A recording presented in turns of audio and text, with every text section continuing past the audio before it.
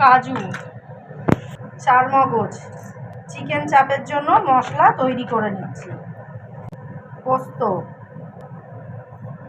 মিক্সিতে এগুলো একটু ঘুরিয়ে নিয়েছি।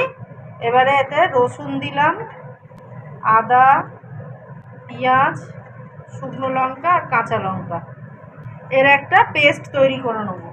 চিকেন চাপের মাংস, তাই জন্য একটু বড় বড় করে কেটে নেওয়া হয়েছে। এবার এতে নুন দিয়ে দিলাম, সামান্য হলুদ দিয়ে দিলাম, সাদা তেল দিয়ে দিলাম। এবার মশলাটা এতে দিয়ে দিলাম, হাত দিয়ে একটু ভালো করে মেখে নেব। কালারের জন্য 1 চামচ কাশ্মীরি লঙ্কার গুঁড়ো দিয়ে দিলাম, 1 চামচ গোলমরিচ গুঁড়ো, 1 চামচ গরম মশলা গুঁড়ো, 1/2 চামচ চিলি ফ্লেক্স, টক দই দিয়ে দিলাম। ভালো করে মেখে নিচ্ছি। এবার 4 ঘন্টা এটাকে এইভাবে রেখে দেবো। বাটার দিয়ে দিলাম, এবার সাদা তেল দিয়ে দিলাম। চিকেন চাপের পিসগুলো একটা একটা করে এতে বসিয়ে দিচ্ছি। চিকেনের পিসগুলো 2 পিঠ লাল লাল করে ভেজে নেব। চিকেনের পিসগুলো 1 পিঠ ভাজা হয়ে গেছে, এবার উল্টে দিচ্ছি।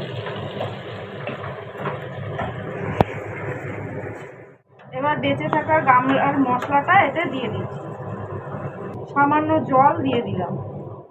গ্রেভিটা ফুট এসে গেছে, এবার একটা একটা করে চিকেনের পিসগুলো এতে বসিয়ে দিচ্ছি। 1 চামচ গোলাপ জল, 1 চামচ কেওড়া জল, ওপর থেকে একটু ফ্রেশ ক্রিম দিয়ে দিলাম, চামচ দিয়ে একটু মিশিয়ে দিলাম, একটু ঢাকা দিয়ে দিলাম। চিকেন চাপটা রেডি হয়ে গেছে, এবার এটা অফ করে দিলাম গ্যাসটা।